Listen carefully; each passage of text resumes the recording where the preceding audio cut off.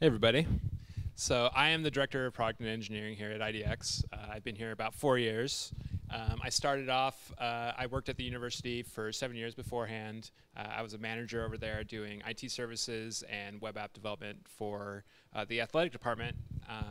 I jumped in over here, like I said, about 4 years ago as a UI UX developer, moved up into a project management role, and then eventually kind of made my way up the chain up to director. So that's where I'm at. Hello, I'm Janice Little, and first, thanks for having me. Really honored to be here and honored to support Eugene Web Devs. Oh, look, a plan. So my latest role is Director of Engineering at ShareID. So ShareID does essentially digital trust. So if we have like a large enterprise client like Spotify who wants to offer a discount to students, we verify that those customers are qualified for the discount, and that can apply to teachers or military, things like that. So that's what we do.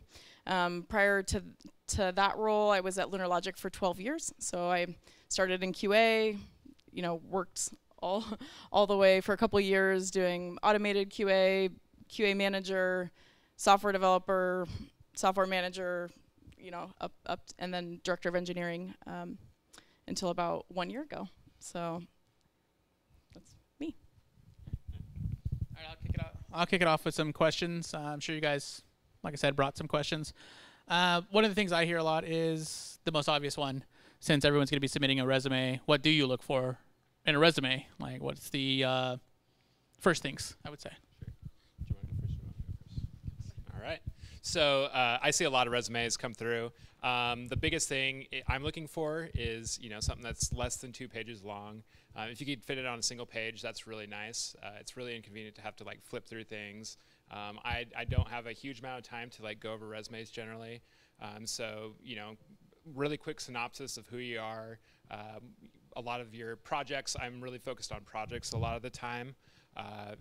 Definitely some skills, some education. Those are things that are very important as well. But generally work experience, how you've contributed to various projects, and what those projects actually are, even if they're not projects that are necessarily released projects. Things that you can I can ask you about during the interview process. So. Yeah, great. And everything he said, I would definitely say 1 page unless you've done something really, really interesting. As well, and then also just looking, for each line item, I'm basically looking to see what you've did, why you've done it and what impact it had. So basically knowing yourself and then, being a good judge of your audience, and keeping things concise, easy to read, make sure that somebody has reviewed it. And then, just that you're sort of looking at things from a global perspective, right? So I want to know how much responsibility you've had and what you've done in your roles. So just making sure that you're showing sort of that broader perspective, not just, hey, I did these 3 languages or something like that. So you guys both you mentioned education. So that leads to the next logical question. Okay, that's great. What do you look for in education that will be on said resume? Okay, I'll apologize to Brian right off the bat, but education really doesn't play into our hiring process that much. I mean, of course, the more education you've had, probably the more comfortable you'll be with a lot of the questions. But I've hired someone that was a flood hydrologist because he thought really clearly and came to some of our coder dojos and did an excellent job in working with the team. So it's pretty low priority for us. I would definitely reiterate that.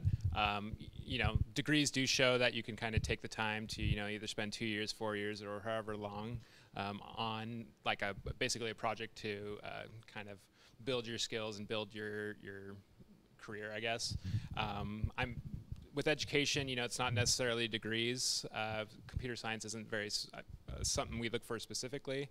Our VP of engineering, he has a biology degree. Our CEO, he has a business degree from the U of O and an MBA from the U of O. So really it comes down to, if you do have education, just showing it there. It doesn't necessarily have to be what classes you took or, what kind of clubs you were involved with or anything like that. It's not super important to me either. So Cool. So you guys mentioned so education isn't necessarily the paramount, but you did mention projects, these kind of demonstrable things. And that would probably roll into with experience, right? Like you were mentioning, what have you managed? What responsibilities have you had? What do you look for in that realm of experience? I'll start with this one. Cool. So in terms of experience, what I'm looking for is some teamwork, collaboration, kind of projects. It's really important to me that you know how that are able to demonstrate some basic kind of like like Git experience or SVN or any sort of versioning control, some sort of just kind of collaborative environment, either a ticketing system or some sort of other skills kind of around software development. It doesn't necessarily have to be software development specifically, but kind of how you take things and run with them and what the results of those things have been. So. Yeah, that's great, and I'll just kind of pile on that to say that also I think just for people who are looking to impress in that area, like if you're in professional field, making sure that you're really getting involved with meaty projects. If you're a student, make sure that you're getting involved with internships and opportunities, those classes that make you do the big projects, so that you have something good to talk about. Contributing to open source is a great one. I'm looking to see if you're taking the initiative to do projects outside of work and school, and what you're involved with there. And then just sort of realizing that a lot of times for experience, we're looking for just balance. So, if someone has a lot of experience in scalability, I might be looking for somebody who has a lot of experience in, security or something like that. So, it's not always your experience level, that is being judged, or I guess during the interview. So just, being aware that, you may be able to answer a problem like great, but it may not be in the way that someone is looking for, or the degree to which someone is looking for in a certain area. So I would also like to add timelines too. So if you're only with a project for a very short amount of time, it shows something different to me. Things generally are very easy to set up, but ultimately processes kind of play out over time. So, anything that's longer than like 6 months, 9 months, that's generally what I'm looking for in terms of projects. I know that's not always possible especially with like hackathons and stuff like that, but just showing that, you can take something all the way through from A to Z and kind of work in that environment. That's really important. That's always the tough part, right? Like the last 20% takes 80% of the time, right? Do we have a question? Yeah. So in relation to looking at your experience, how much like return on investment data are you looking at? So just to repeat for anybody watching on the stream, the question was, in looking for experience, how much ROI data are you looking for, correct? Cool. I would say, it's really nice to have that data there, especially if you can like demonstrate that this X led to Y led to Z, like that's huge. It's really nice to have that quantifiable and, be able to articulate yourself in terms of how you actually got those numbers, like showing that you created this much revenue or signed up this many clients or et cetera, et cetera, et cetera, and, implementations across the board, whatever, that just shows that you have that domain expertise and that you're willing to like be more than just like a developer or whatever that position requires. You actually have a little business sense around it. So, that's a really good question. Okay, I'm a developer. I have my GitHub. You can see my GitHub commits, all that GitHub green that everybody likes to have. That's great. It's all demonstrable and stuff, but that doesn't necessarily get my foot in the door. So what do I need to do beyond that? I've already prepped. I have projects. I can show you my development process that I'm in. How do I really get my foot in the door? So, I think the first thing is building a network, and I can be more specific about what that means. So it's really just a balance between broadness, right? So lots of people, and also having that close community, showing up, getting involved, having people that you can do mock interviews with and solve, do mock interview problems with, and solve things together.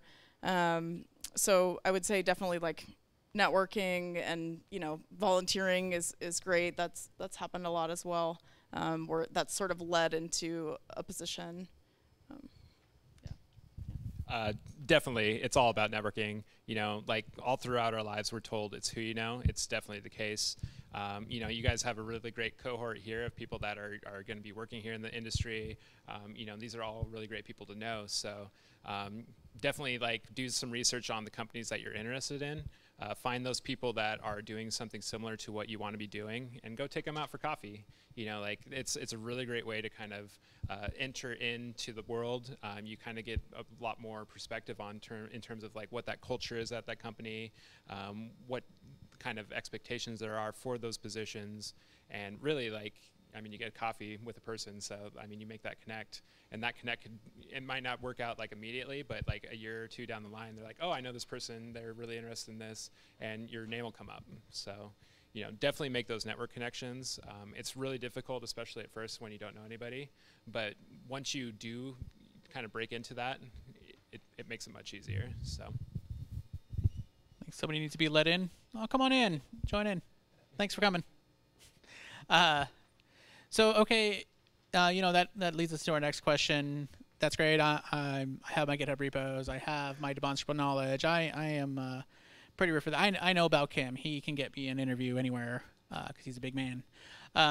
So the question is, great, I got an interview. How do I prep for that? I would say definitely research the company.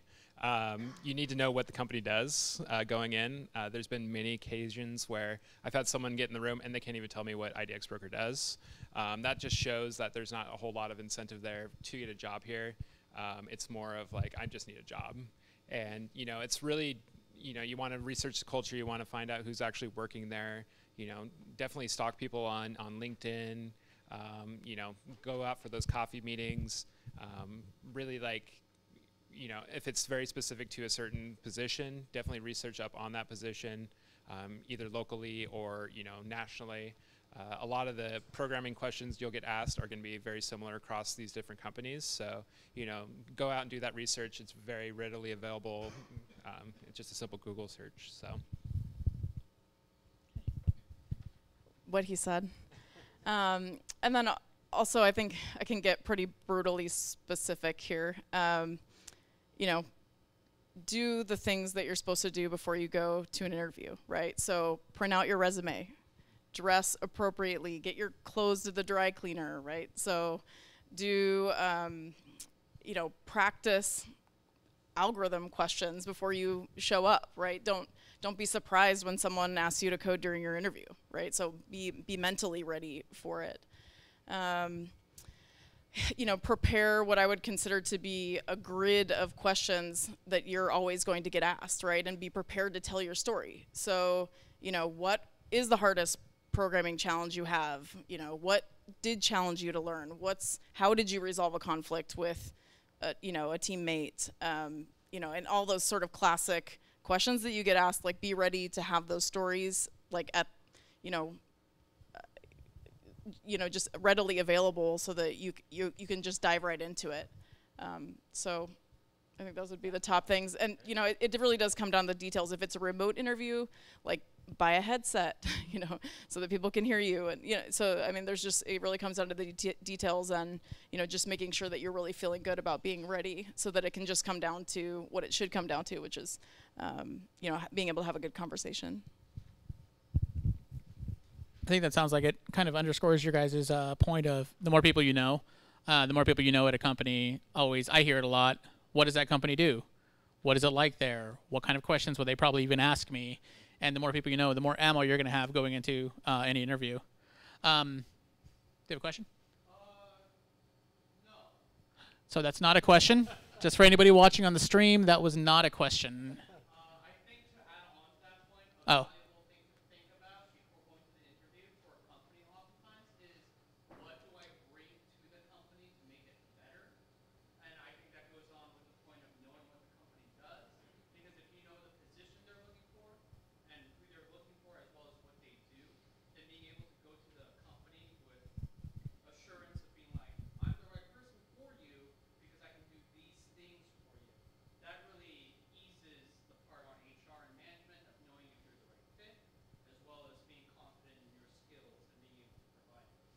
So I'm not going to repeat all that for everyone on the stream. It was mostly Adding value. at How do you add value? how do you add value to your case for being a hire. Adding that value is super important, letting the employer know why they should hire you and what you're going to bring to the table. So speaking of those kind of statements, what are some, I mean, I'm sure you guys have had a lot of people tell you why they should hire you and how you're crazy not to. What are some red flags you've seen in interviews? This is always a hard one. So, I mean, there can be a lot of different red flags, and maybe I can talk about, some of, there's some more obvious ones like tell the truth, things like that. There's nothing worse than saying you can do something and then saying, okay, let's do it, and then, you can't really. But I think there are some more subtle ones, being, confident but not cocky, is important. And it can be very subtle, right? So you talk about the project that you did and you say, well, I worked on this part, so I basically did all the hard work for the team, right? Versus saying, being more specific and say, you might say something instead like, I worked on this part of the system. It was considered one of the more difficult, parts of the system, and this is why. So, just making sure that you're phrasing things in a way that shows that that you're confident again, but not arrogant. I think it can be a really end the interview pretty quickly. Getting defensive is hard. Never ever quit. The question isn't over until your interviewer says that that we should move on to something else, and just trying to be really persistent in that. That's some of them, I guess. I would say my number one red flag is referrals from Bowcam. If they put, but just kidding. The biggest ones I see generally are people that come in and they're like, well, I worked with this client and then, I went and, got the requirements from them, and I recommend just starting from scratch and just redoing everything. We've had many times here at IDX where we've had to, or we've kind of jumped through that hoop of let's rebuild the whole thing rather than kind of deal with the legacy and, start fresh. And that has never worked out for us. So, a lot of the times I will ask the question of what made you choose starting from scratch versus, kind of working within the kind of confines that were already there. And generally, someone that has just started from scratch doesn't really have a good answer for that. And if somebody was doing a good job networking, they would have heard your talk on that. Yes. Yeah, so. And they would know that going into the interview. Exactly. So no rebuilds. That's the big one for me. There's also, employment gap. If you don't have a job for like 3 or 4 years and you're just like chilling, that one you better have a really good explanation for, because it's definitely going to be something that we notice. Like Janice was saying, don't lie on your resume. And by lie I mean don't like stretch the truth. Like if you only know a little bit about MySQL, don't go in there pretending like you're a DBA or something like that. Like, definitely lay it out and be truthful. And because you're going to get asked those questions during your interview. So, yeah. That's funny you mentioned we did have a talk on should you refactor. It was a web devs talk here a couple months ago. Should you refactor or should you rebuild? And it was our lead developer, and he spent, what was that? It was a good 45, 50-minute talk on just how to even approach that. So, coming into an interview, I could see where it's like, well, you should just rebuild everything. Yeah. Like, wow, that's a really flippant thing to toss out there when our lead developer is like, I need to spend 45 minutes and just telling you my process of deciding in the first place. So, those are some negative things, and yeah, people are going to have negative things. What are some positive things that you guys have seen that you guys are the green flags, opposite of red flags? I would say the biggest one for me is someone coming in that believes that they don't really have the skills that they need, and you look at their resume and they don't necessarily have the experience there, but they have a lot of projects that they've worked on, and they have a lot of kind of love for the whole process. Like people that are out there just coding on their nights off, they're just fussing around with various technology and stuff. Like that's huge to me. That's a big positive thing, because it shows that you're not just here for a job, it's something that you actually care about. So Yeah, I mean, there can be so many great positives. Like, I personally just love it when, somebody just attacks the whiteboard. Like, you just like bring up a problem, and all of a sudden they're just like drawn to the whiteboard and they can't help but try to solve it. Like that kind of thing. And also just being really methodical in whatever you're doing. So like if you're asked to solve a problem, explaining what it is that you're doing, like. Well, first I'm going to design an algorithm, and then I'm going to do some pseudocode, and then I'm going to write out the algorithm, and then I'm going to look at testing for it, or, just like so that the interviewer has some idea of like what you're thinking and gets a feel of like what it's like to work with you. So I really love that. So, yeah. So you guys both had mentioned about your experience and how you got to the places you are now, like Janice mentioned, QA, all the roles in between. But at every interview, there's always HR. And neither of you guys are HR. So HR is usually is always part of the audience, right? And, we've been saying, know your audience, know that HR is going to be there, and that the most technical things you say are going to probably not resonate so much with HR as opposed to one of you two. So how would you navigate HR? How do you prepare for that part of your audience? Well, generally, it's going to start with a phone interview. They're just going to kind of gauge your skills, check in, make sure that you're not just completely BSing on your resume. But like Antonio was saying, they're kind of a different audience in this situation. They're not necessarily like technical experts in what you're doing. They generally know a lot about your business, but they don't necessarily know a lot about the technology behind the business, or your process for that interaction with that technology.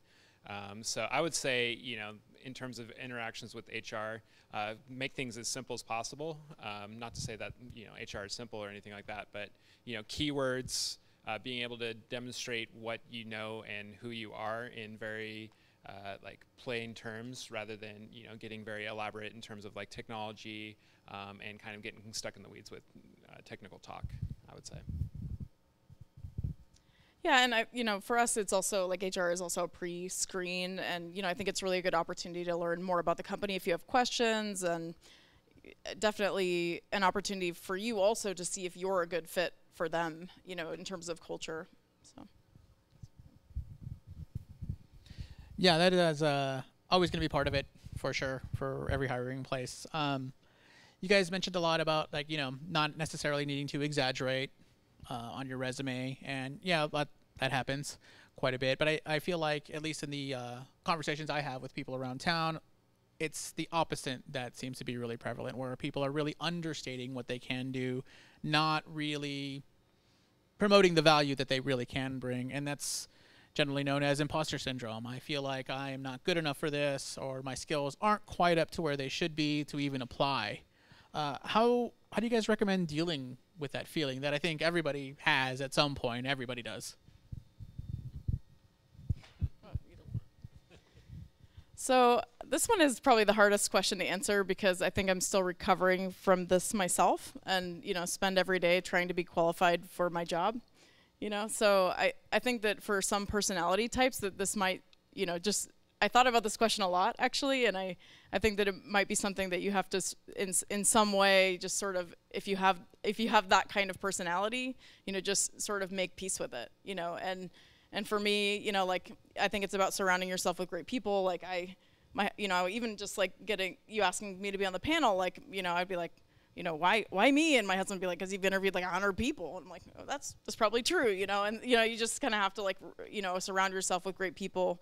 Knowing your strengths is really helpful for, like, as I'm describing, like, coping with that, like, so, doing things like Myers-Briggs and StrengthsFinder, and like doing things so that you're really able to articulate what your strengths are, in a very objective manner, is important. And then also, just, of course, realizing, that the more you know about computer science, the more you know that nobody knows everything or much really about the bulk of computer science. And, in the end, like, that sort of humility leads, the combination of humility and willpower leads to some really great leadership in computer science. And so I think just, like, being able to flip that and use that humility for, like, a positive. Yeah, all the above. I think we all suffer from imposter syndrome. Your first day at work, it's really difficult for every person. So even stepping into an interview or even talking to HR on the phone, like, how do you demonstrate yourself? How do you kind of get over that hump of maybe I don't know everything. Maybe I'm not the perfect person for this job. It's really hard to kind of leave that behind. I would say the best way to do it would be, just practice. Like go out and interview with everyone you can. Go do mock interviews. Go do, just talk with people. You'll get that expertise or you'll realize that by talking with other people that you do know a lot of this stuff, and it is something that is a part of you, and it's something that most people don't know anything about. Like, you do have those skills there, so don't be afraid to tell that little voice in your head that this isn't real, and just move forward with it. And even if you don't get the job, don't let that get you down. Like, it's just not the right fit at that time. So timing is everything. And don't let it get you down. And it's really easy to say. It's really hard in practice. And I think almost everyone kind of suffers from this. And it's just a time thing. You just got to like sit with it for a while. So, yeah. I think that's a really good point, that just because you didn't get the job doesn't mean you're not qualified. And I think a lot of times people will take that as confirmation of imposter syndrome when that's not the case. A lot of times it's where the dev team's at, where the business is at. Maybe you get the job for that reason or not, and there's no way to really know on the outside. You don't get the job, you don't get the job. Yeah, question. Let's say you apply for a position with a company. You feel like you're a good fit for the company. You feel like you kind of meet most of the skill sets, but you don't get the job. A year later, they're looking again. Do you apply again? Or should you just consider? So I'll repeat the question for anybody on the stream. If you apply for a job at a company and you don't get the job and you really feel like you were a good fit, but you still didn't get it, a year later, the job's offered again, do you apply? That was the question.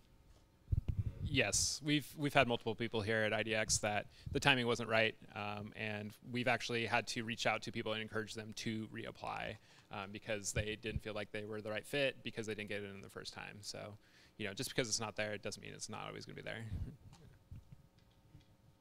Building on what Bob just asked, let's say you don't get the job, and the person asks for feedback about the interview process and ideas for improvement, constructive feedback.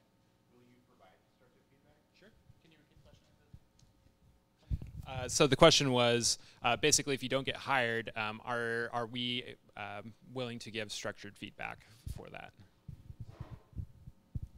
Yeah, and the answer is yes, definitely reapply. Fourth, fifth, and sixth applications have been accepted and hired, in my experience. So, just persistence does pay off. And definitely give feedback. Sometimes I just, have to say, I'm sorry, we had 250 plus applications for that position, and like you didn't get it this time, and just sort of realizing that there's sometimes some circumstances you don't realize. Also, like, I'm a big fan of giving like almost instant feedback, like in the interview. Some people find it a little weird, but I'm always, a lot of times, especially like if it's not a good fit, like it, and I'm sure of it at the end of an interview, I'll say like, I really don't think this is a good fit, and these, this is where I think, the gap is, and or where you could improve and things like that. So absolutely, and it can never hurt to ask. Yeah, I would actually say it's a benefit to ask for feedback, just because we do interview a lot of people. So having those people come to us, even afterwards, and be like, "Hey, can I talk to you about this?" Like, that just kind of has that person almost stick, And even if it's not going to work out ultimately, all of us try to help out this community. So we're always trying to place people in jobs, I feel like. So, if you're not the right position here at IDX, but you're still coming to me and you're asking me questions about, your skill set, what you're looking for mentorship, or you're looking for, reasons why, like that really sticks with me. So. Yeah, I think that is also a part of the networking, right? So you go to a place and you applied, maybe you're not the position isn't there necessarily right now, but like you said, people do talk, and the more people the more interviews you go to, everyone does talk with each other. I got a question back there. What's the best just demands, I would say. Just demand it on the spot. Stop what you're doing and tell me. No, I'm just kidding. The question was, what is the best method for asking for feedback? I would say definitely email, just because generally, you know, running around with the head chopped off sort of situation a lot of the time. So like being able to respond in like articulate manner requires me to be able to type it out, I would say. Yeah, I agree. Like email or LinkedIn even would be fine. Just, you know, being a little patient too. You know, like it might take a week or something. Yeah. You know? So how do you feel about? Sorry. So how do you guys feel about follow-up questions on the email asking for feedback, right? Oh, I'd say it's the same as the structured feedback. Any sort of like question afterwards, I'm fully down for just answering those questions, and definitely for the back and forth. You know, it's all good stuff, and it helps me to like understand kind of the interview process better too myself, I would say. Yeah, and I would also say that some of the best feedback I've gotten about my interview process and how it's perceived, because in the end it's recruiting from my end as well, and you know has come through some of those conversations, so they're much appreciated. Oh no, that's it. Any more questions on that one or expansions on it? No? Okay. So, you know, that's the interview process, and we talked about, you know, the imposter syndrome with your credentials and all that. But culture is still a thing. So culture of where you work is important because at the end of the day, we all have to work with other human beings, not just machines most of the time. And even if it is most of the time, there's still some human beings there, more than likely. So for culture fit, what do you guys look for? And I know that's a really tough question because, one, culture changes. And two, it's tough to really nail it down, right? But, so I know it's a tough question, but what do you guys look for? All right. So IDX, you know, we definitely try to cultivate our culture here. You know, there's the, what is the motto? Work hard, play hard. Generally with the dev team, we definitely play hard. I wouldn't, well, we work hard too, but like the play hard is a different emphasis on the dev team. It's more like, you know, pranking people's desks and like shooting each other darts and you know, kind of building Charlie a cardboard house around his desk while he's on vacation, you know, whereas, you know, sales and support, they might be more like oriented towards recreational sports and kind of like outdoor events and stuff like that. So in terms of culture, what we're looking for, definitely collaborative team, you know, team focused people, you know, people that are going to hop in and, you know, be able to ask those questions to strangers that they barely know, and people that can ask for help. You know, you know, Agile, they talk about failing fast. It's really easy to say that, but people generally are afraid of failure. So, you know, finding those people that are willing to like, not necessarily like enjoy failure, but be a part of the failure process. That's really what we're looking for in terms of our culture. So. Yeah, I would. A lot of that stuff is really great. I would just pile on to say, you know, sometimes you can also make a really good, I feel like, cultural impression, like, you know, being in just like a growth mindset with the questions that you ask. So you know, like either just kind of showing how genuine you are as a person by just saying like how many meetings you have, or what, you know, what does your planning process look like, you know, those kind of details, or, you know, I'm really interested in this thing, you know, showing a lot of passion, and, you know, would I ever get to work on that, or, you know, showing, I guess, just interest and, you know, all around and it like about, you know, technology. So. That's also a true story. We really did build a cardboard house around his desk. He had to live in it for like a week before he figured out how to tear it down. Someone evicted him. Oh yeah, he got it evicted. That's right. So, so that's a good example of local culture in the building, right? So here at IDX, we're based in Eugene. We do have sister companies, and lots of places do, and remote workers. So that is a little bit different of a culture because they're not in-house. You can't shoot them with a dart or whatever it is your culture is. What do you look for when it comes to a remote employee? I think you guys have. So yeah, we have 13 remote employees at the moment, and we generally we do, especially for software engineers, are looking for a more senior person to be remote. Just we're looking for being able to operate independently, but still having, just amazing communication skills to be able to relate back to the office. So those are the main ones. Yeah, I would definitely say with our remote employees, there's definitely an expectation there that over communication, not necessarily like being micromanaged, but constantly checking in, constantly making sure that you have the priorities straight, and making sure that you don't just kind of turn into an island. Like definitely get involved with some of the fun stuff that people do in our Slack, like talking about food or, music or whatever else. Like just find those ways to kind of connect with people. So really looking for those people that would want to connect in a lot of those situations. And yeah, in senior positions, I think that's the only, we have one manager, one senior, or maybe it's two senior engineers that are all working remote. So yeah. Yeah. So speaking of like that being a job, one of the questions I get a lot, and that's probably a function of running the meetups especially when college kids come, asking for a real job or asking for an internship. What are you guys' advice on which path you should go and why should you go down that path? I mean, I know it's kind of a nebulous question, but it does come up quite a bit. So. I would say, I've known lots of people that have gone down the internship route, and we have, done interns to hire here at IDX. In my opinion, I really think, diving straight into a job, even when you're in college, is a really good thing. It shows that where your heart's really at, not necessarily that it shouldn't be an education, but, you're not necessarily going through just that process by itself. I think a lot of people do internships and, it just kind of peters out.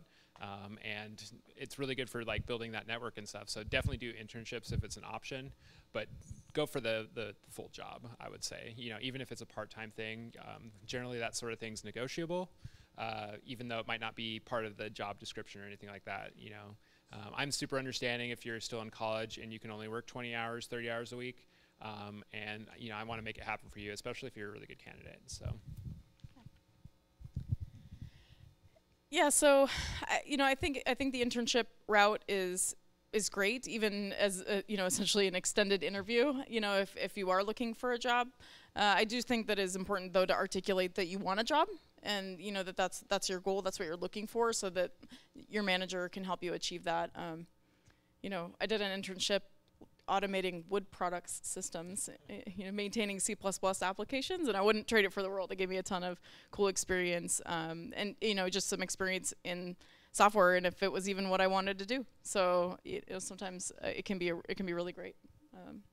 So either way, you just need to articulate what it is that you want. I think that's definitely something I've heard a lot, where students especially, but anyone looking for experience comes in looking for an internship but doesn't necessarily say they want the job. So how does the employer know that you actually want the job, or you're just getting an internship, getting experience while you're here now? You may be planning to move. I mean, you need to tell the employer what your real goals are. Yeah, question over there.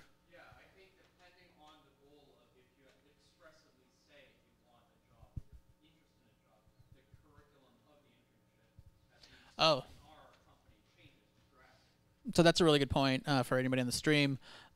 Expressing that you want the job can definitely change the curriculum of your internship and the kind of experience you're going to be exposed to, which makes sense. If you're going to move in 3 months, maybe don't train you up on every single thing that we do, but if you're going to be sticking around, maybe it's time to look at something a little bit deeper. Oh, another question. I think one of the errors that I see a lot of green and junior engineer developers make when they're on an internship is sometimes kind of floating through it and not asking to do the work on real problems, solving real things, and presenting real ideas. Because most of the time, and maybe it's different with your guys' orgs, but it seems to me most of the time organizations are looking for that, or they're waiting for that, or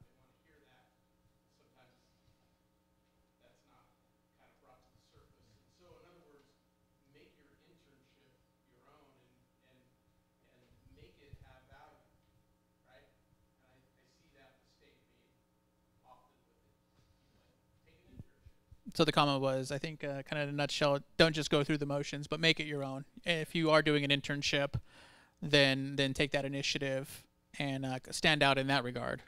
I would say that it's the same situation as a junior dev too. You know, don't think that you're kind of stuck in that kind of groove. If you want to work on those big projects, you know, definitely bring it up.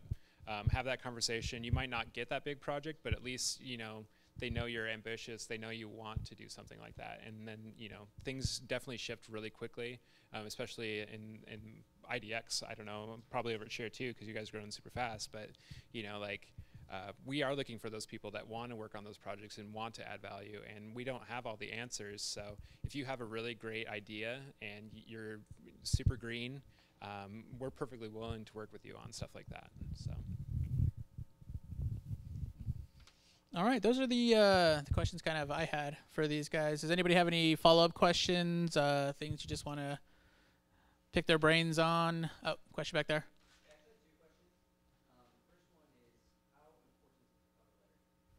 Question was, how important is a cover letter? I hate cover letters. It's just another thing I have to look at. I don't even read the resume if I don't get a cover letter. Yeah. It's another edition. So my experience is that one of the reasons why you get this response from hiring managers about cover letters is typically they're not, like, I'd say in my experience, 95% of the time they're not done very well.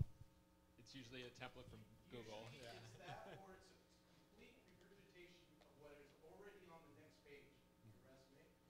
So you're saying that the big mistake with cover letters is they're not planned effectively. They are just the bare minimum to have a cover letter. And if you have to send out a cover letter with to whom it may concern, you never send that cover letter out.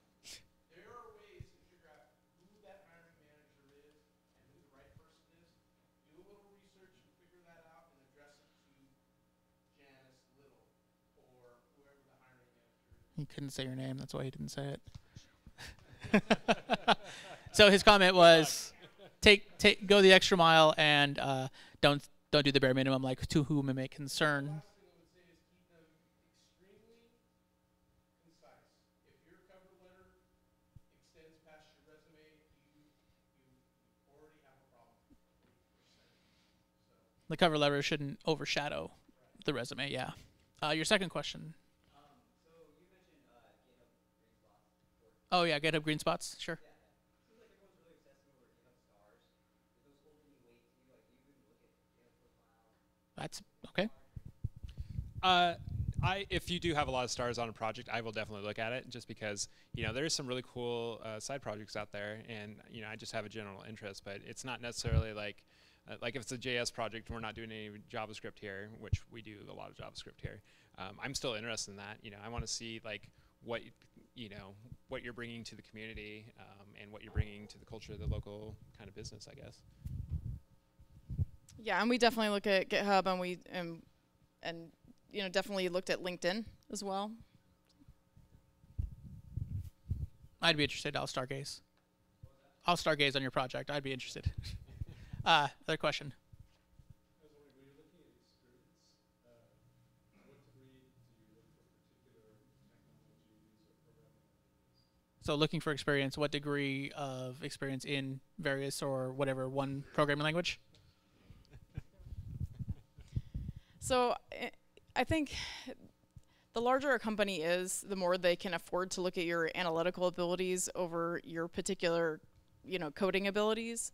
So I think it can fluctuate that way, is I guess what I'll start with. And then to me, like, a particular language or technology is less important than how you deliver the solutions during the interview. So, you know, even though like maybe a more junior developer and a more senior developer might get the same question, you know, I would be expecting, you know, a more senior developer for their solution to be correct, you know, maintainable, you know, simple, you know, if it can be 100 lines, it can be, you know, 10 lines of code, or, you know, don't write 100. You know, are you using reuse? Like, are you, you know, using design patterns? Are you using data structure? Like, you know, looking at like how people are making things readable? Are you testing? Are you, when you finish? So like, it's more like the degree to which you solve problems and not the technology that was a long-winded way of saying that, but yeah. No, I would definitely say, principles. It comes down to principles in a lot of those situations. It's, everyone uses different technologies for every project.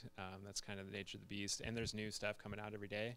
So like seeing like, Fortran or Pascal or, some of these other languages, it's really nice that you have that experience, and it kind of demonstrates, knowledge in terms of the space. But really, yeah, it comes down to patterns, best practices, like being able to demonstrate that those best practices, solid code, object-oriented programming, functional programming, whatever. It should probably be geared more toward the audience of whoever you're applying to.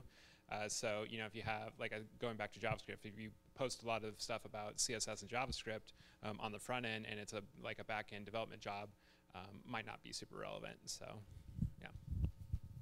I would say always have a README as well. Always a README. There's a question back there.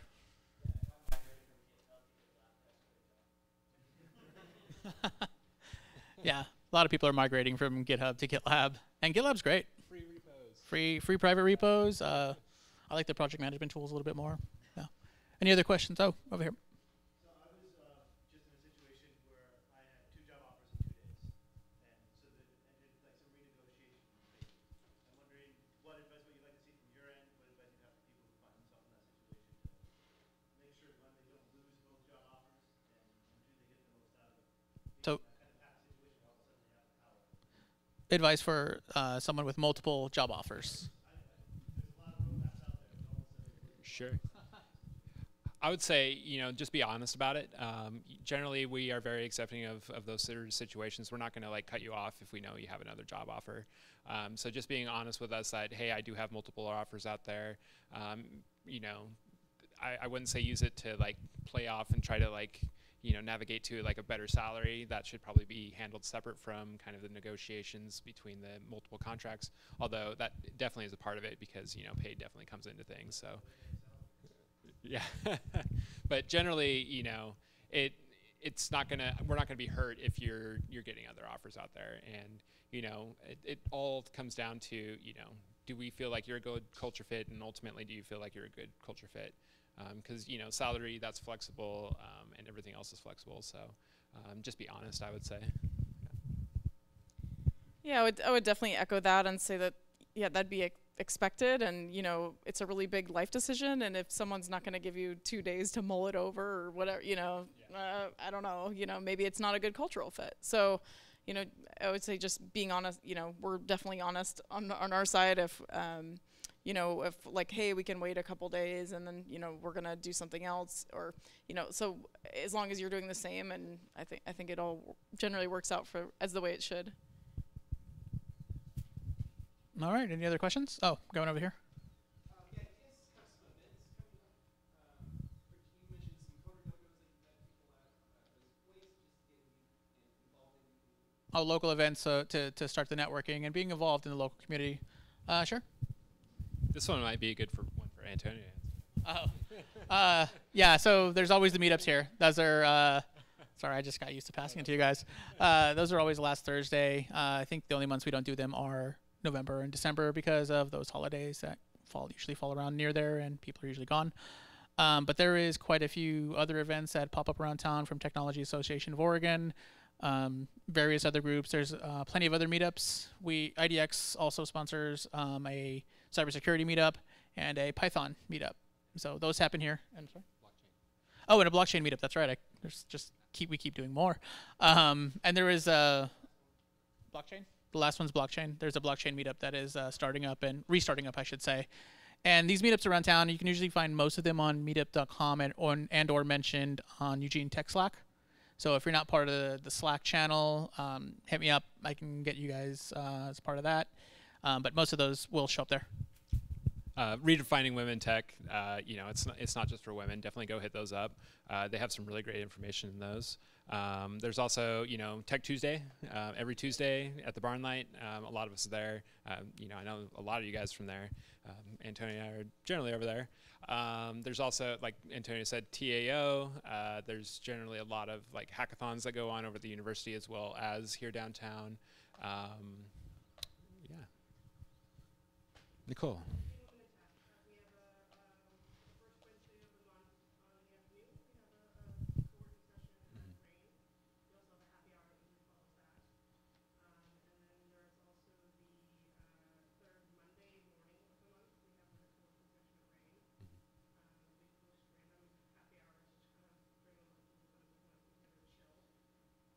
You guys post those on Slack, right?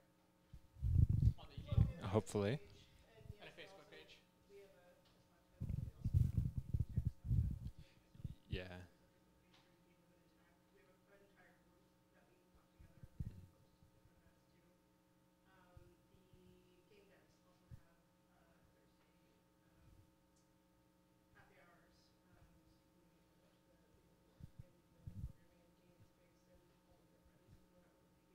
Yeah. So Eugene Women in Tech and game devs, and there's open mentor hours, I believe, through RAIN as well, like coffee meetup. Mm-hmm.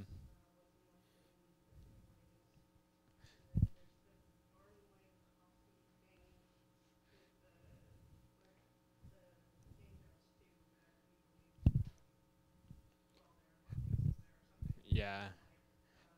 Meetup has a ton of that stuff on there. I believe almost all that stuff's on Meetup, right? No. Oh, okay.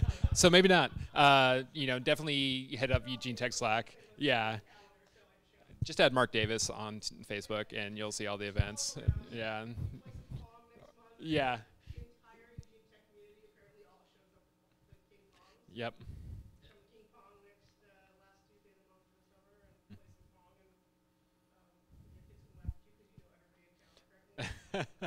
It's true. Yeah, and if when you start coming to these events, you'll get to know everyone here downtown. It's a very small community at this point, and we all basically know each other at this point. So, yeah. If you go to the GitHub repository for web devs here, I do maintain a page of hiring pages that I find around town and some event pages and stuff like that. Pull requests are welcome from everyone, obviously, because it's GitHub and that's fun. But I do just have links to all sorts of stuff around town. So, question. So to bring it full circle, let's say you get the job and you've been there a while. So full circle, you have the job now. How do you decide when to leave and start the process again? How do you decide when to leave the job and start the process again? Do you dread going to work in the morning? That's probably a really good one. Like if you're bored in your job and you don't feel engaged and you've actually talked to people and there's been kind of a pattern there, at least for me, that's how I can kind of tell. In the past, I've stayed with jobs for 6-7 years, and I did it because I was really good friends with my coworkers, or I felt really good or really just comfortable. If you can acknowledge that comfort and it's something that you don't feel like you're growing from, I think that's a really good opportunity to kind of start looking at different things. What's that?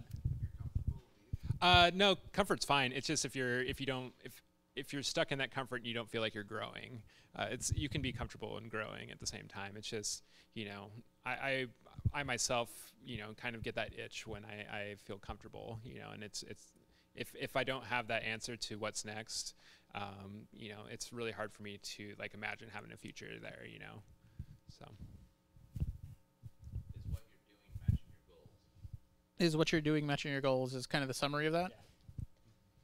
Yeah, makes sense. Oh. And I would also just say that, with the caveat that you should be growing within your current company, right? So I was with Learner Logic for 12 years and changed job every 2 or I guess 5 at the most. But so you should be growing even if you're with the same company, and if you're not seeing that, maybe you start to examine why and how you can work with your manager to make that happen. Yeah, and another thing is, especially around here, we have really low kind of churn rate in terms of employment. So it's really hard to like move up into like a lead position or a management position. And, I think a lot of people have it in their heads that they want to be on that kind of management track. But you're really not going to be able to necessarily find that unless somebody like dies or, leaves. So like you're kind of stuck in that situation. So, but if you really want that, in your heart that that's what you need, then you need to start looking. So. Yeah. So I got one for you. Lived here 20 years now, and I'm always hearing companies complain of they can't find the people they need. But I see people all over the place that have the skills and ability, but sometimes it seems like companies are not willing to invest in the people that are here. Any insight on that? So the question was kind of the disconnect of, there's a lot of talented people out here in Eugene, but there's a lot of companies that say there's not a big enough talent pool here in Eugene to like thrive. I would say, a lot of these companies are really small startups, and they're looking for very specific positions. Like finding a DevOps person that knows, very specific software stack, that might be kind of hard to find in Eugene. And I think that's a lot of the gripe. A lot of the positions in these newer companies aren't really that though.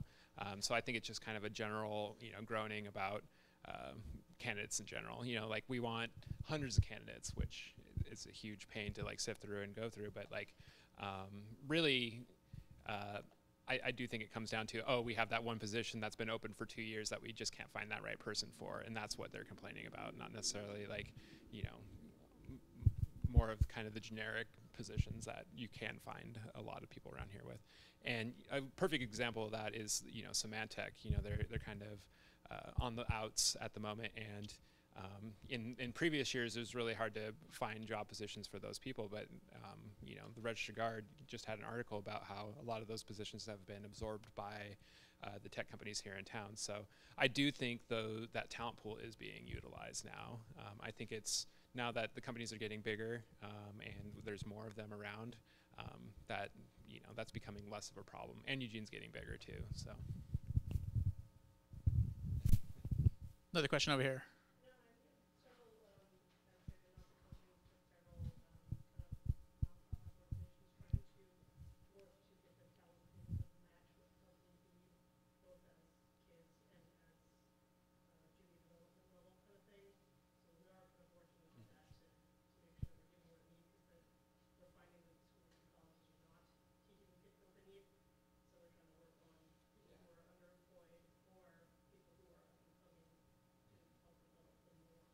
Yeah, there's quite a few organizations trying to kind of bridge some of these gaps we see, especially in hiring, connecting people. Like like we've been saying, networking is so important. So got to have events, get people together all in one room. Everybody can talk to each other. So there's plenty of effort there, but Eugene's small and those communities are small, so it takes a little time. You have a question? When you get hundreds of applications, how many of them are actually viable that you want to? Like out of the hundreds, how many do you pull out? It depends. Like sometimes it is a slog. Like you'll just go through it, and like I said, if you didn't write a cover letter or you didn't, your resume looks a little messy. You're just, it's not happening, right? So it gets very specific. And if I, for a job, like I think, this past this summer where we have an internship, I think we had 250 plus candidates, and I maybe interviewed 10 people who made it to that and hired 2. So it's very difficult, especially just to like be really encouraging to those people and just say this is a really hard pool, and I guess yeah. Celeste here, she does a really good job of filtering out a lot of those people just initially kind of like looking through for errors on resumes, like making sure that the cover letter makes sense and is grammatical, making sure that the keywords are there that she needs. That's really how we get around that.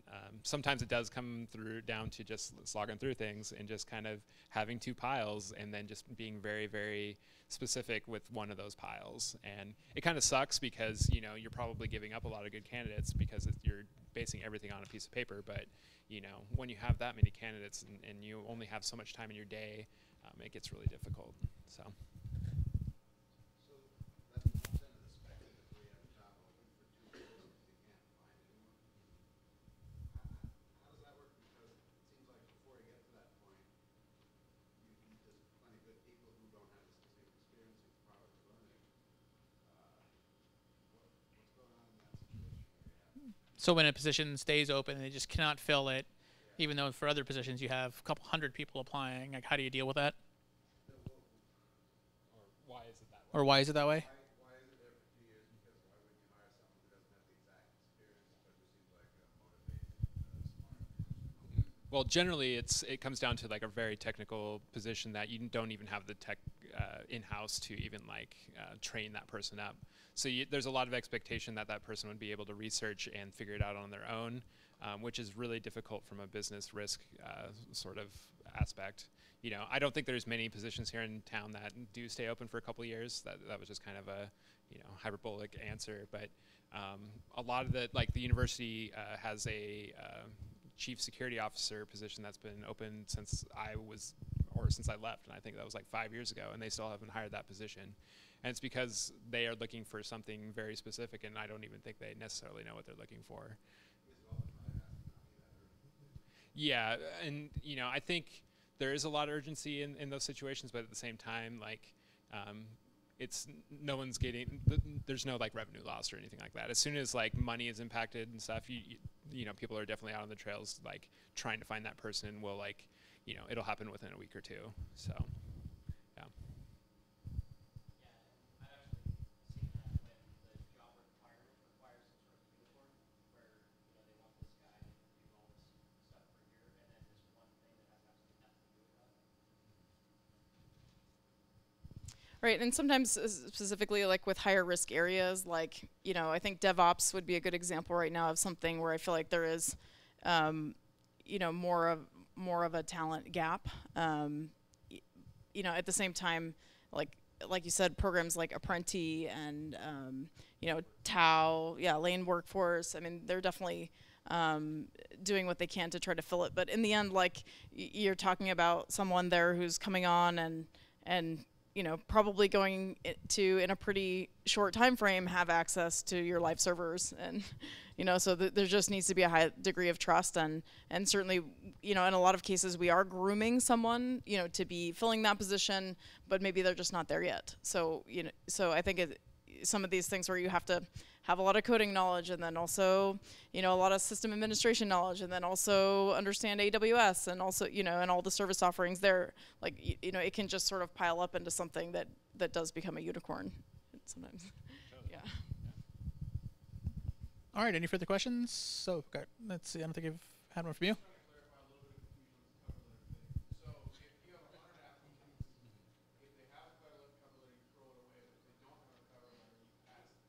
So like just the final word on cover letter is what you're looking for. Well, I'm not looking at cover letters, so. Well, but remember, there's more than just them as the audience. Yeah. The HR is part of the audience as well. So HR likes cover letters, and that's first line. That's your audience probably there, right? Yes, perfect. Ace. A plus. Yeah.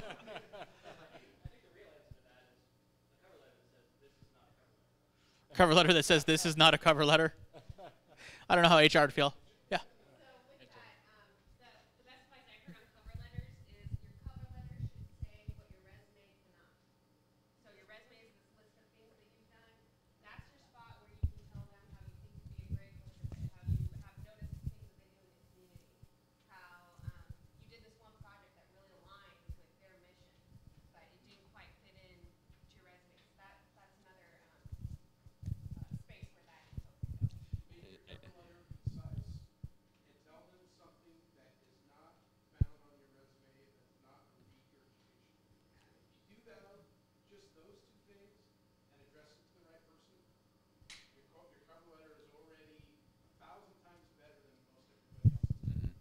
And don't take my advice in terms of definitely submit a cover letter.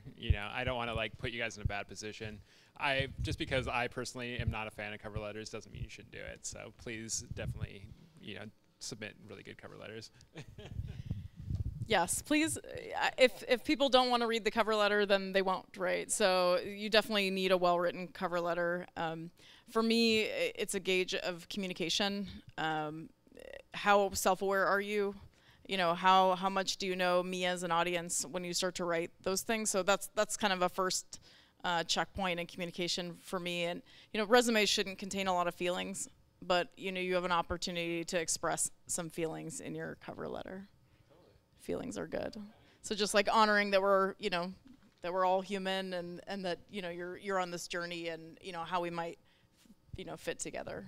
Well, I think a cover letter also shows good intent. I mean, anyone can hand you a resume, but not everyone is going to write you a cover letter that explains how they feel like they would fit in the position of that company. Totally. And we were talking about Meyer-Briggs.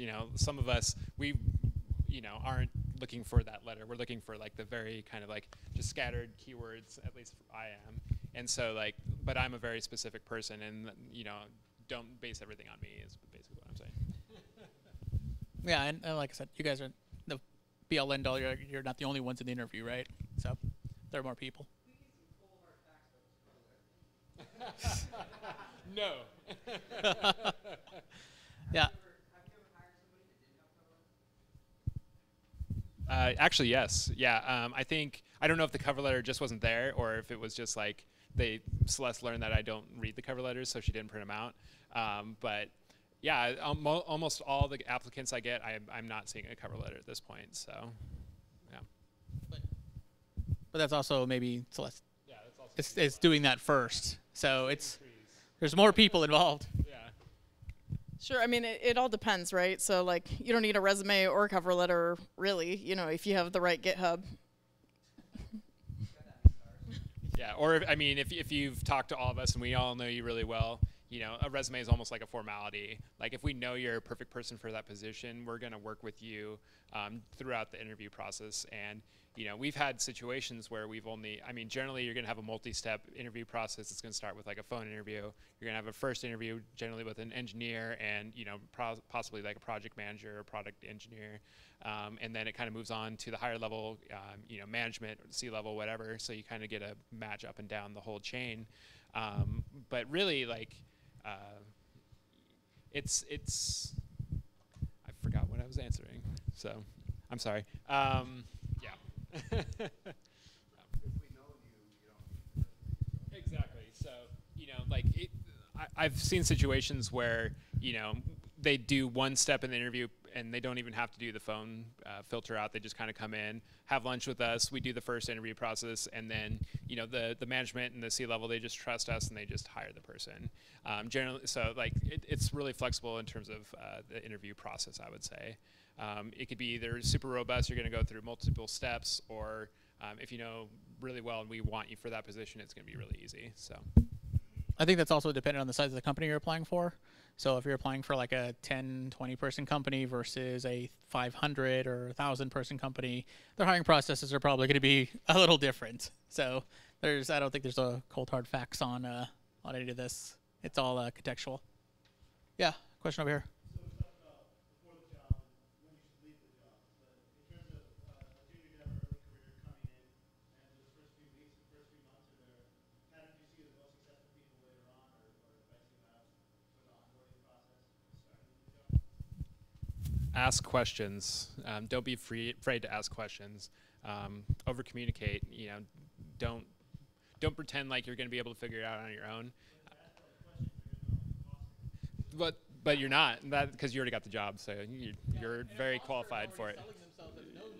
Yeah. Questions, you're not an imposter. Yeah, exactly. Yeah. They just put you through an interview process. They know where you're at. Yeah. And generally, if you're green, we definitely know where you're at. Yeah. And, the first couple weeks here at IDX, we, kind of orient you to our dev process. We orient you with, the whole company culture, get you, on board with, what IDX is, get you introduced to the different departments, and then we kind of figure out where you are from the technical aspects. So, you know, if you're really weak in JavaScript, we boost you up in JavaScript. If you're really weak on the object-oriented side, we work with you on the object-oriented side. So, you know, nobody comes in and knows everything. So, yeah. But if you're asking a question that finances with Google, Ask Charlie. Charlie's our Google. Oh, he already took off. Yeah, I would say if it's a really like simple thing, like something you could find on Stack Overflow, you should probably go on Stack Overflow. If it's something related to the company tech, then feel free to ask a question. And even if it's a Stack Overflow question, you know, definitely ask those questions. And you'll know pretty quick if you're not asking the right questions. And it's okay to like be there too, because you know we educate on all that stuff. So. Yeah, more questions the better. Also, I would say that, you know, part of that is making sure that you have a good mentor. Like, hopefully, your company is helping you find the right person to ask these questions to. But, you know, you need somebody who's available, you know, and is a good teacher. So either establishing that for yourself or, you know, requesting it, you know, from your manager. Any more questions? Oh, here we got a question here.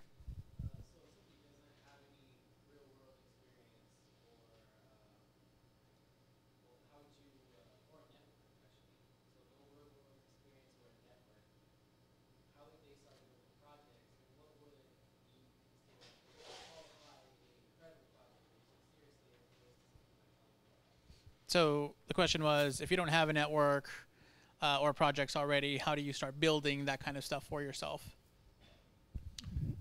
There's a lot of great opportunities here in town, locally, nationally. Hackathons are a really great way to expose yourself. You know, there's Hack Oregon, there's Hack for Cause, there's Game Jam, there's all sorts of kind of hackathons oriented at various kind of categories of programming. Another great way is open source. You know, like if you're involved in the Linux community, if you're involved with any open source project, there's lots of issues there. You could probably jump in and start fixing those, or at least working with those people that are fixing those.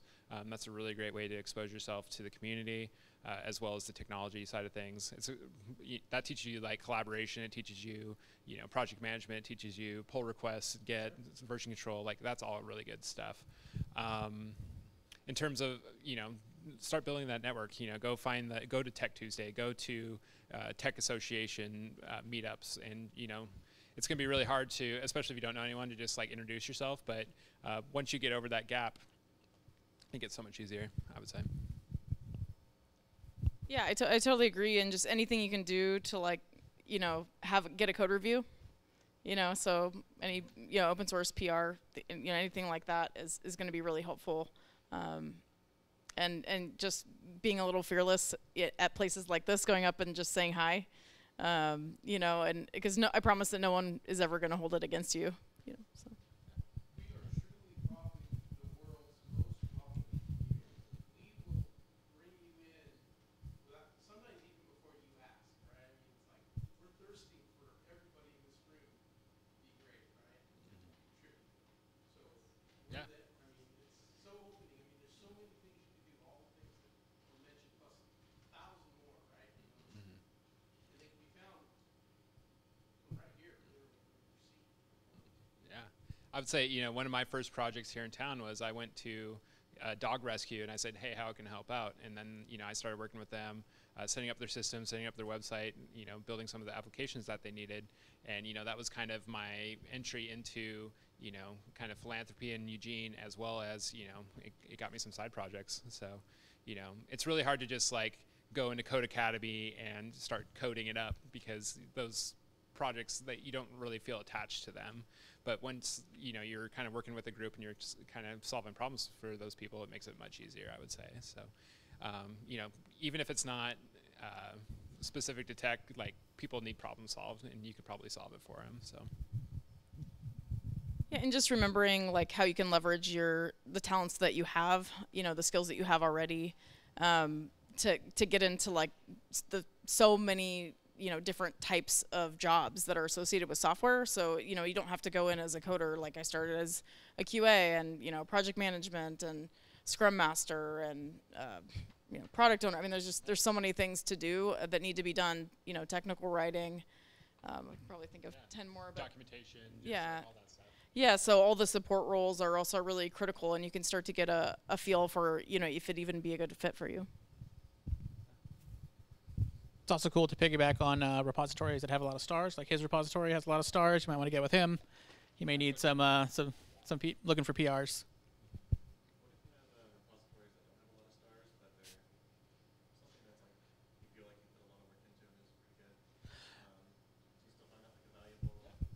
The stars aren't the be all end all. If it's valuable and solves a problem, it's super useful, I would say. I'm just looking for passion. So if it's something you're really into and you can like articulate it and talk about it, like I'm into it. So. And a lot of that is still demonstrating that you're part of the part of the process. You're doing PRs, you're using version control, all those things that are going to play a part later. Or even if it's like fancy tech, like new stuff that you want to play with, like that's really fun to talk about. It's fun to do. Yeah. Any other questions? Going once? Yeah. We have here at IDX we have darts. You don't need to bring your own. We will supply them. Learn to throw them without shooting them. That is important. Way deadlier. Yeah. Question over here. How common is it for you to take on interns without having advertised Unadvertised position? internships. Happens to us all the time. I don't think we ever post internships positions. We just bring people in and talk to them and see what they want to do, and if they're a good fit, that's generally how we get them. Yeah, we usually post ours. So. Yeah. Any other questions? Oh yeah. Okay.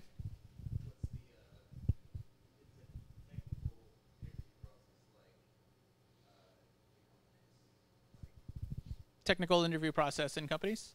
Like what is the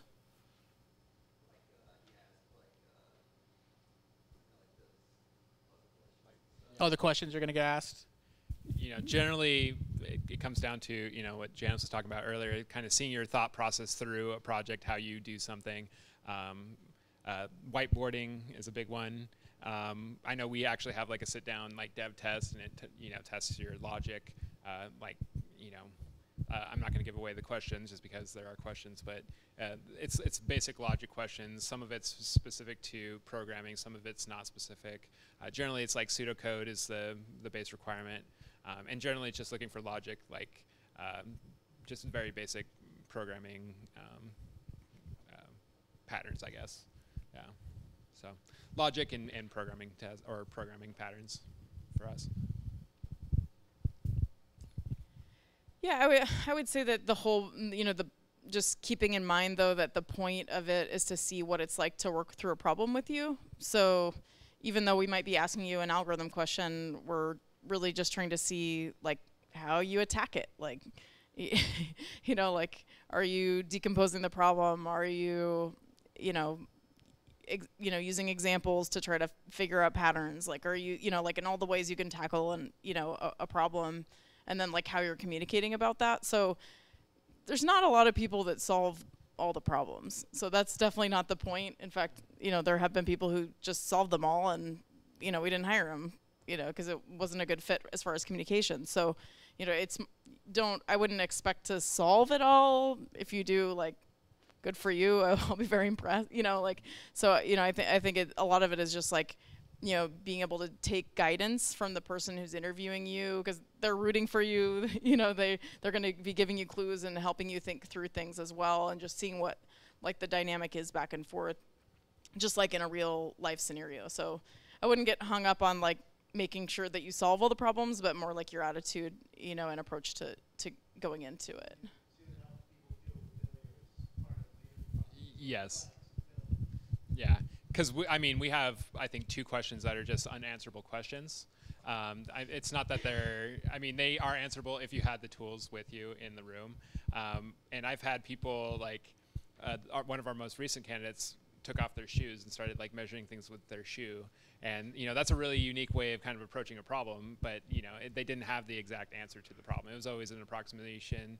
There was objects and all these other things that they had to take into account that there was no way they could have known what size they were. So, it's more about like those unique answers to the question, not necessarily the answers themselves. So. Aced it.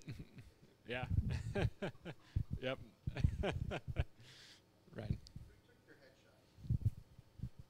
Was it Athena? Yeah. Oh no, this was Holly True. For mine, it was Holly True. Yeah. Eric Hadley. I'll offer up LinkedIn if you're interested.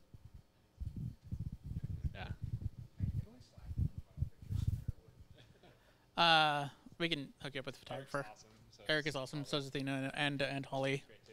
One more question, and then I think we'll call it. Mock interview events. We haven't done those. I think we did actually. TAO does one. It's like Tech Connector or something like that. It was over at the DAC. They do it once a year, and yeah, it's mock interviews. But yeah, and generally, you can kind of sit down with me, bring me your resume, and we'll just go over things. But I think in terms of mock stuff, we do need more events like that. But I'm always down for doing a mock interview too. So. Yeah, I felt like the Tech Connect was more like a real interview than a mock interview, but it definitely, like, there's career fairs that happen like that. And I know that maybe Brian can confirm, but I feel like a lot of the universities as well, like, offer events like that. Yeah. Yeah. Yeah. Yeah. Yeah, UVO definitely does. Yeah, and I would, a lot of times just recommend, like, circling up with a team of people and interviewing each other is also a really good way, and you can track your mistakes and sort of solve problems together. Yeah, I think Toastmasters does stuff like that too. So yeah, definitely hit up Toastmasters. Campus has a Toastmaster chapter. So yeah. All right, I think that's gonna probably do it. Yeah, one more. So I just moved here this week, actually, and I'm doing a career change. I've been a high school teacher. Where'd you move from? Orcas Island, actually. Oh, okay. Cool. So we barely made our last 12 years. So moving to a college town is intimidating in its own right, and because I'm doing a career change as well, as far as like hiring college kids versus those who are self-taught and getting into the industry that way. So formal education versus non-formal?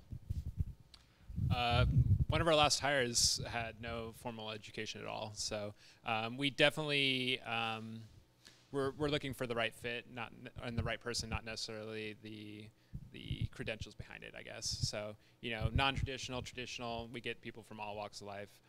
Don't be afraid to apply. A lot of college students around here. LCC is like a great one because a lot of the college kids want to stay here in town. U of O kids, we've seen a lot of attrition in terms of Seattle, AWS, the Bay Area, Microsoft. Some of these other companies just kind of like pulling at them, and they want to go kind of chase that off. So we try to do our best to kind of filter those people out, so we don't end up with the intern that's there floating for 3 months. And then bounces on us after we get done training them. So, if you can show that you can add value and you're good at networking and you're a good learner, that's everything we're looking for. So, and actually, one of our the top guys in our support team, he was a former teacher too. So, and he just made the career switch a year ago? Yeah. Yeah. So, yeah. All right, guys. I think that's gonna do it for tonight. I don't know if you guys, how long you guys? They'll be hanging out here for more questions. Please network with each other. I think everybody has learned that networking is a big part of this. And for our panel. All right, if there's any more pizza, somebody leave me a slice. But thanks for coming. We'll see you next month.